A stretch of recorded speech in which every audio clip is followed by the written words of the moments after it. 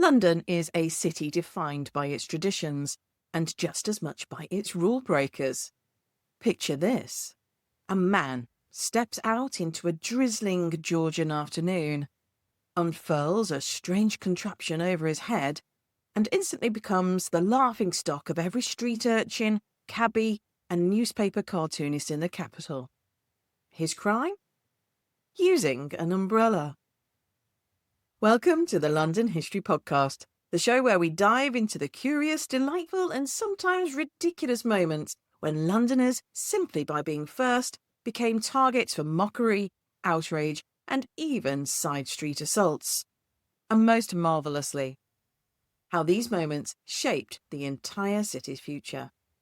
I'm your host, Hazel Baker, historian, tour guide, and CEO of LondonGuidedWalks.co.uk. Today we're embarking on a journey through London's most extraordinary episodes of resistance, ridicule, and eventual acceptance. From Georgian gentlemen to Victorian ladies, from medieval shoe enthusiasts and Edwardian cyclists, every generation has had its pioneers, and every pioneer has faced their mockers. Let's embark on part 1 of Mocked in London. Before we dive into London's umbrella wars, we need to understand where this particular contraption came from.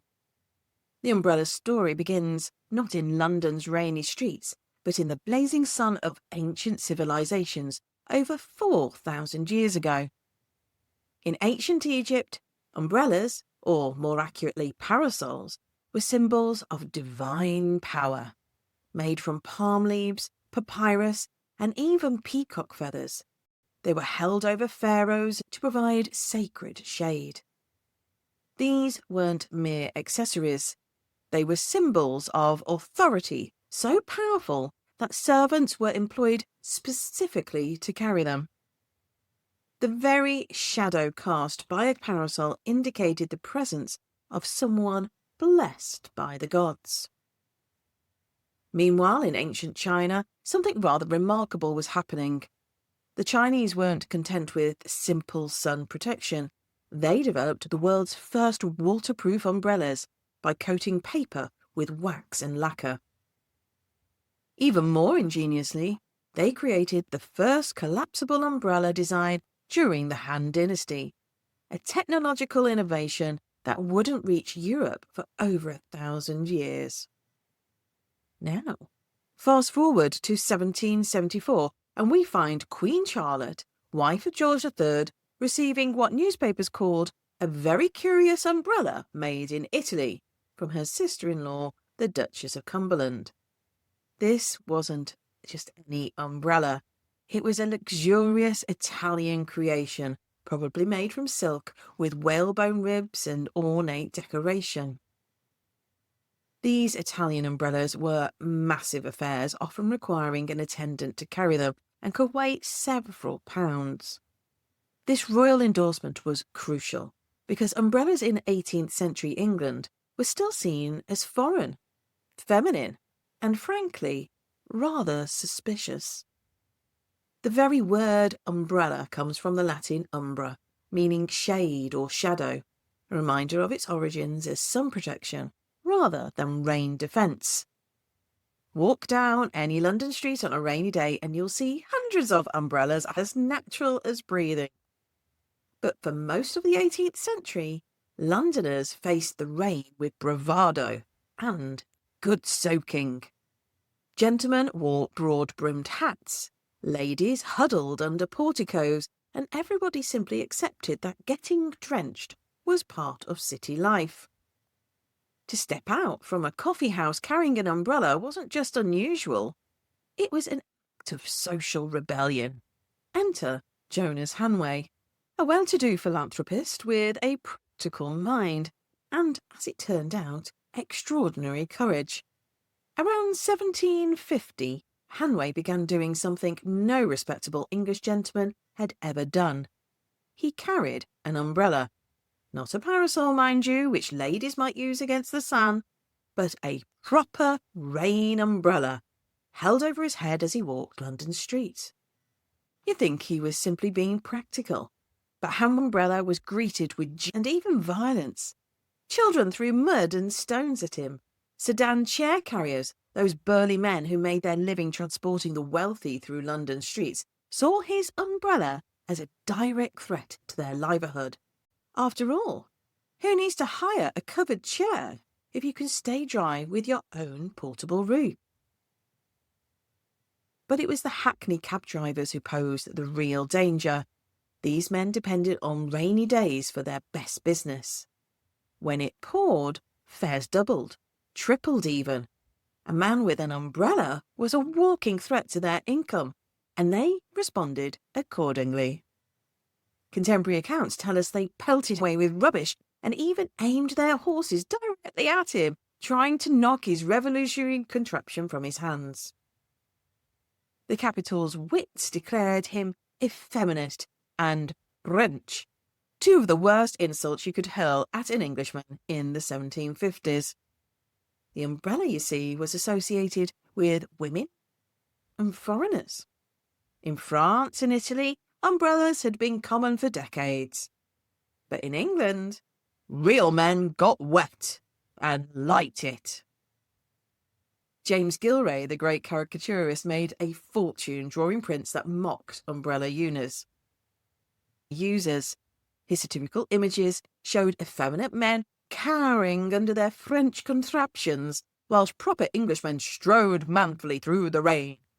The prints sold like hotcakes in shop windows from Fleet Street to Piccadilly.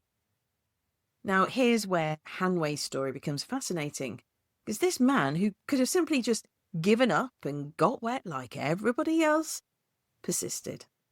Day after day, year after year, he carried his umbrella through London streets, and slowly, imperceptibly, attitudes began to shift. First, other philanthropists and reformers began following his example, men whose social standing was secure enough to weather the ridicule. Then merchants who saw the practical advantages of staying dry whilst conducting business. Gradually, umbrellas appeared in gentlemen's shops, no longer as exotic imports, but as practical accessories. Throughout all this practical adoption, London satirists never quite stopped poking fun at umbrella culture. James Gillray and George Cruikshank continued producing prints showing umbrellas crowding London's parks and streets. But here's the fascinating thing about all that mockery. It actually drove umbrella sales. Print sellers along Fleet Street discovered that the more they ridiculed umbrellas in their shop windows, the more people became curious about the peculiar contraptions. Called prints became, in effect, the Georgian equivalent of advertising. By the 1780s, the umbrella had become unremarkable. But the real revolution was still to come. In 1847, Samuel Fox, a wire drawer from Stocksbridge near Sheffield, invented the steel-ribbed umbrella. This was absolutely revolutionary. Until then, umbrellas had been made with whalebone ribs, making them heavy, expensive, and prone to breaking. Fox's steel ribs transformed umbrellas from luxury items into practical accessories that ordinary Londoners could afford. The steel ribs were lighter, stronger, and could be mass-produced.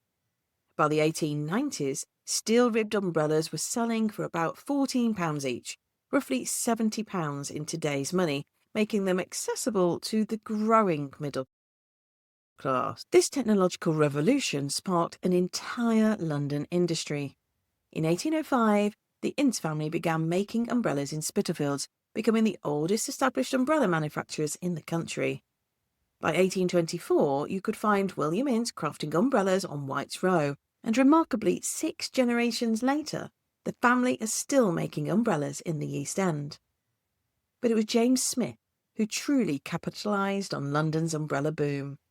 In 1830, he founded his workshop just off Regent Street, which started as a small operation and became legendary. James Smith & Sons is still trading today from New Oxford Street, billing itself as the oldest umbrella shop in London. The umbrella business was so lucrative that by 1857, companies like Ince and Sons occupied multiple buildings, one in Brushfield Street and another in Bishopsgate. During the height of the Victorian era, they were producing umbrellas not just for London streets, but for export to India, Burma, and across the British Empire. Now, as London embraced umbrellas, the military establishment remained stubbornly resistant. The Duke of Wellington, that's Arthur Wellesley, from episode 140, hero of Waterloo, and noted hater of anything he deemed unmanly.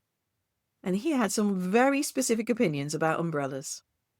Wellington famously forbade his officers and common soldiers alike from carrying umbrellas whilst on campaign or in battle. On 10th of December 1813, he spotted a group of Grenadier Guards seeking shelter from the rain under their umbrellas and promptly sent a rather stern message. Lord Wellington does not approve of the use of umbrellas during the enemy's firing, and will not allow the gentlemen's sons to make themselves ridiculous in the eyes of the army. Later, he reproved their commander with equal firmness. The Guards may carry umbrellas when in uniform at St. James's if they please, but on the field it is not only ridiculous, but unmilitary. Wellington's stance reflected the military ethos at the time. Practicality was often overshadowed by notions of discipline and decorum. Do as you please in St. James's, he said to have remarked, but you shall never see a private soldier of mine with an umbrella. Wellington's stance reflected the military ethos of the time.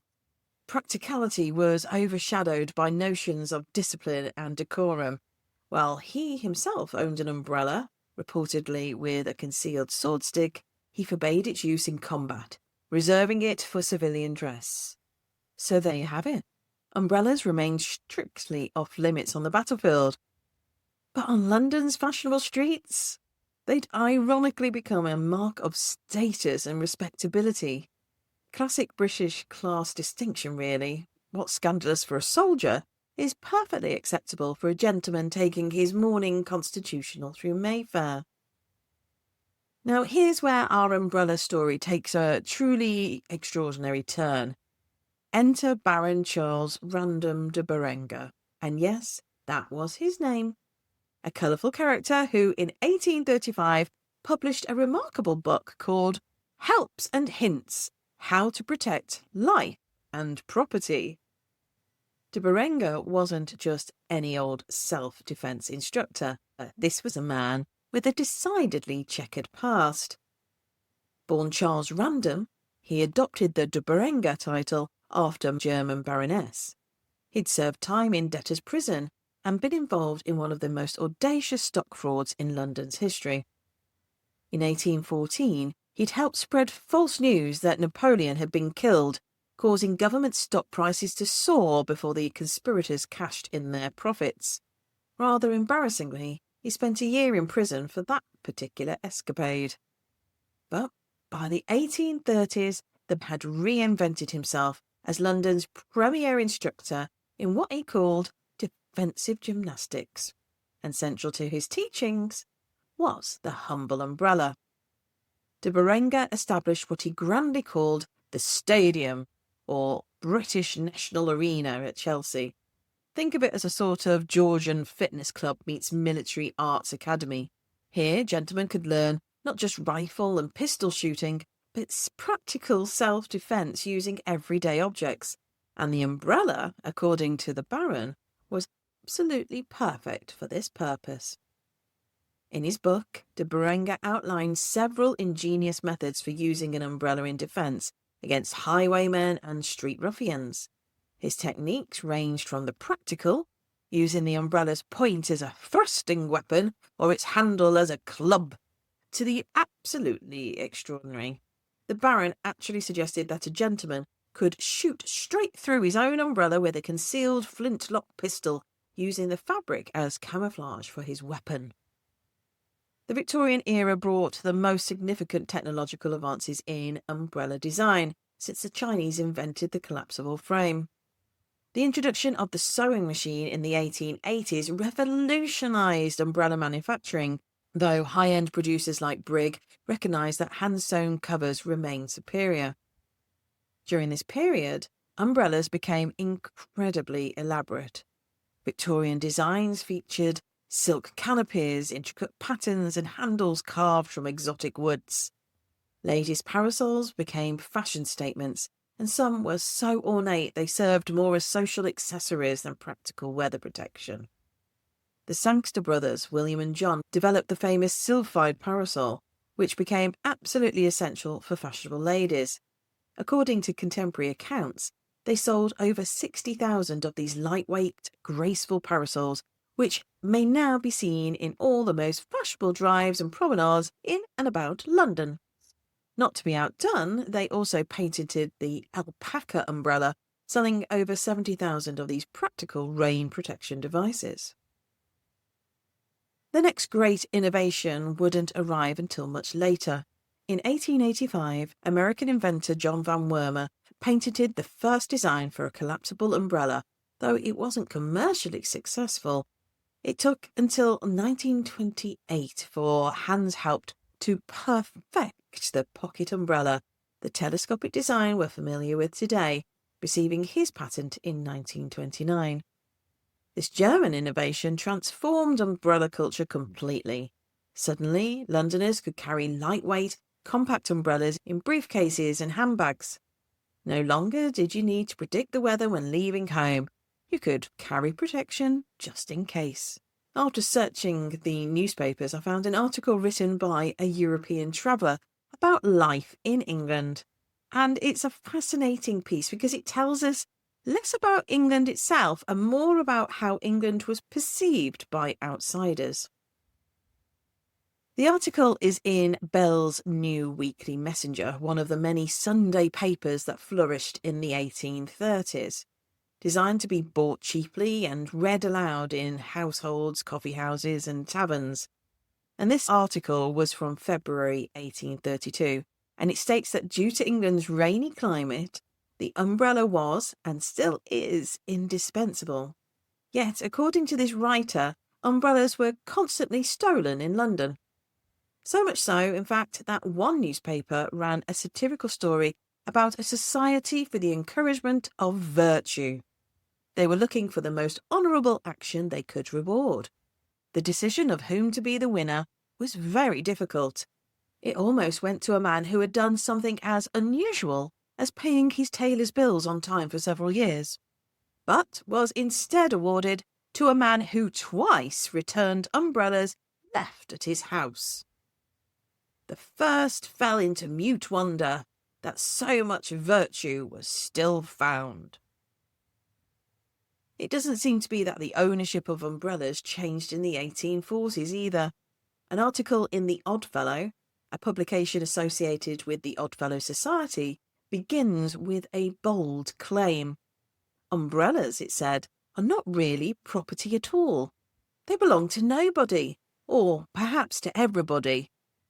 Then he describes them as a kind of floating capital, constantly on the move, slipping from one person's hand to another, and always becoming more battered and worthless along the way.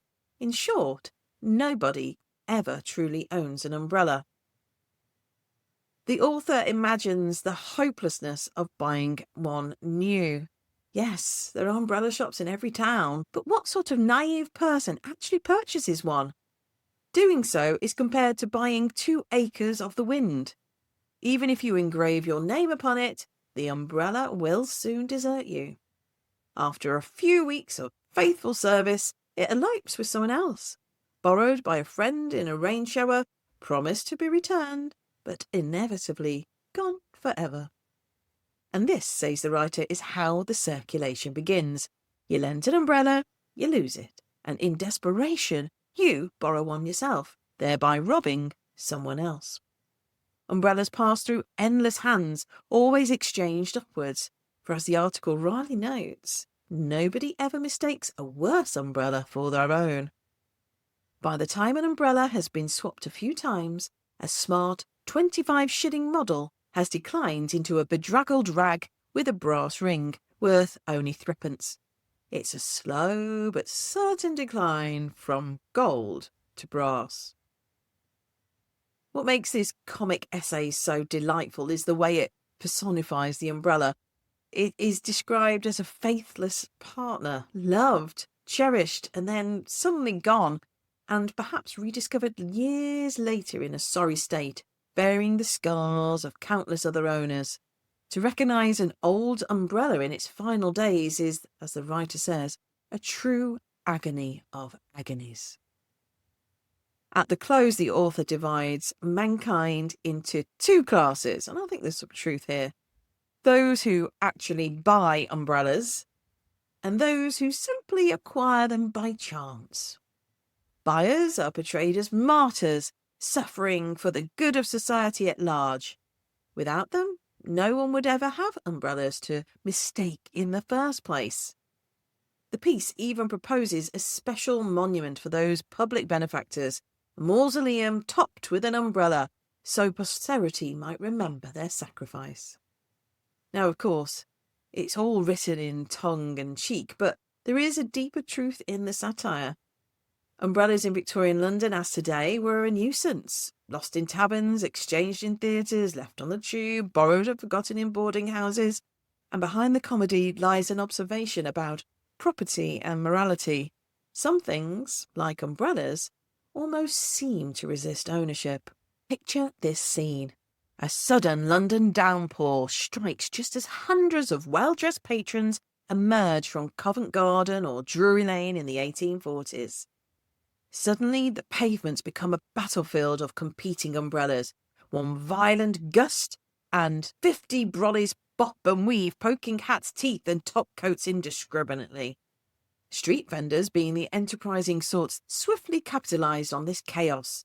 They began selling compact, folding pocket umbrellas, which promptly caused fresh complaints in Parliament about the dangers to public safety from swift-pointed iron frames in the hands of the unwary.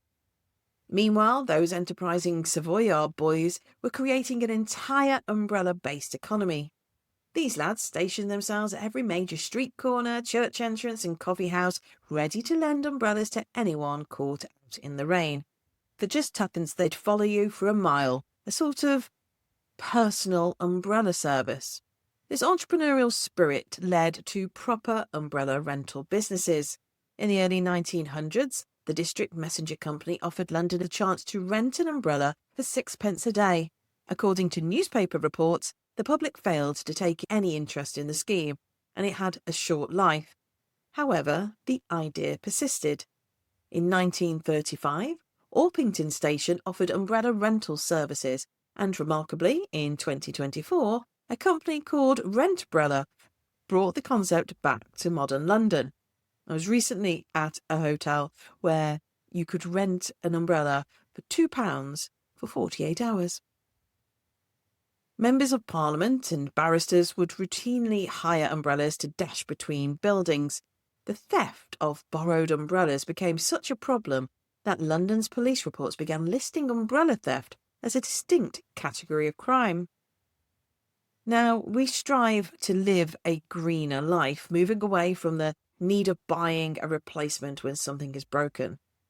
In 1908, you could go and take your old and broken umbrella to Sid Nunn at 144 High Street, Woolwich, where he would recover a gentleman's umbrella from 2 shillings.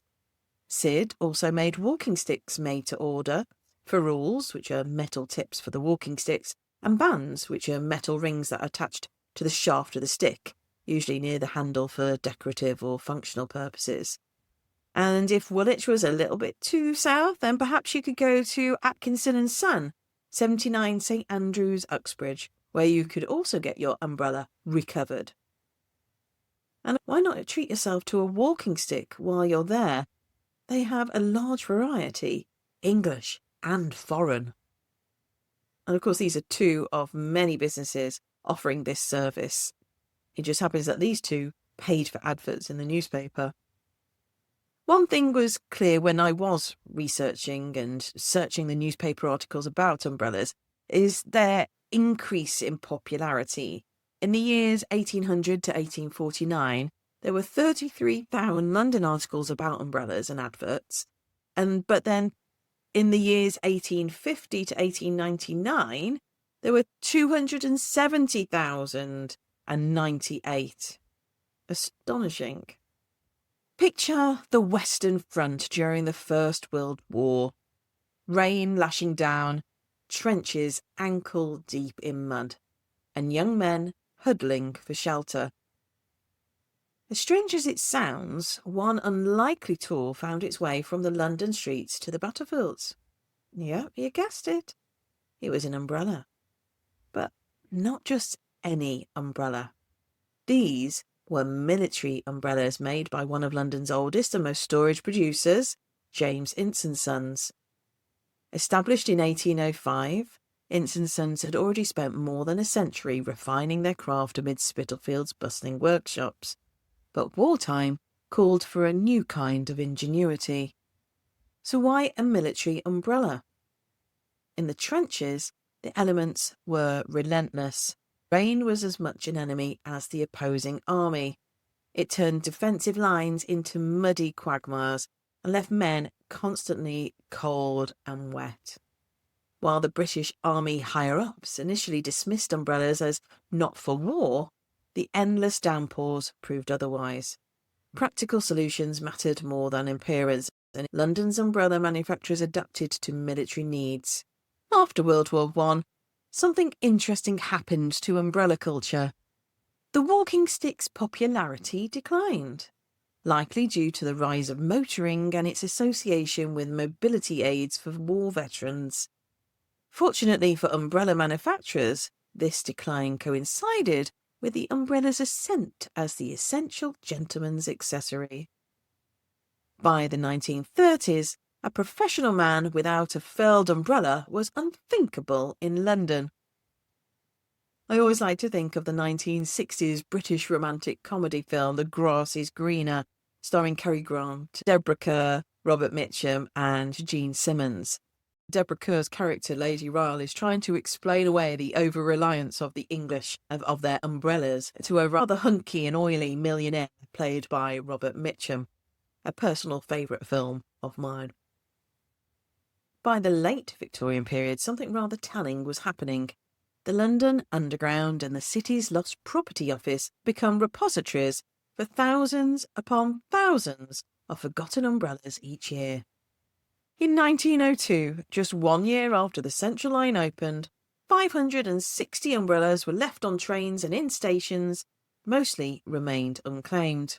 The phrase, left like an umbrella in a cab, entered London's vernacular as a shorthand for things quickly lost and forgotten in the bustle of city life.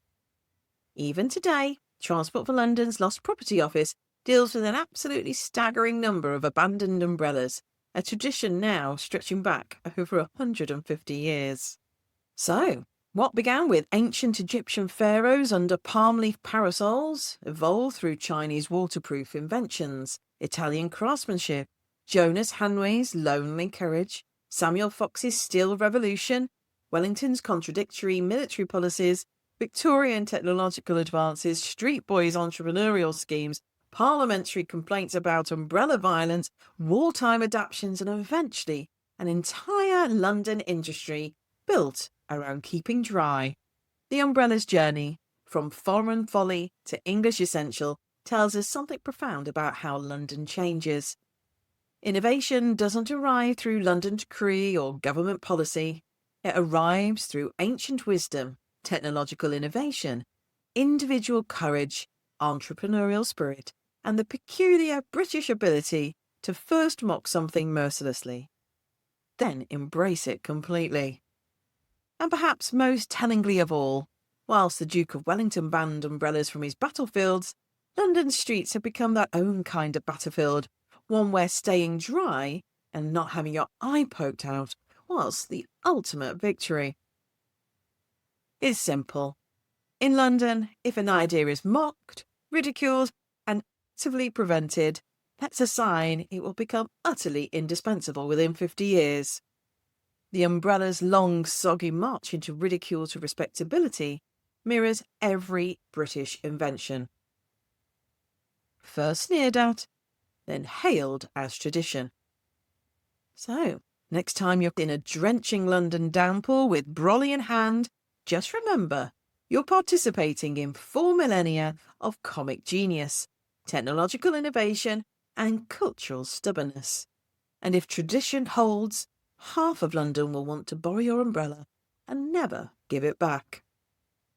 That's it for this episode. I'm Hazel Baker from londonguidedwalks.co.uk.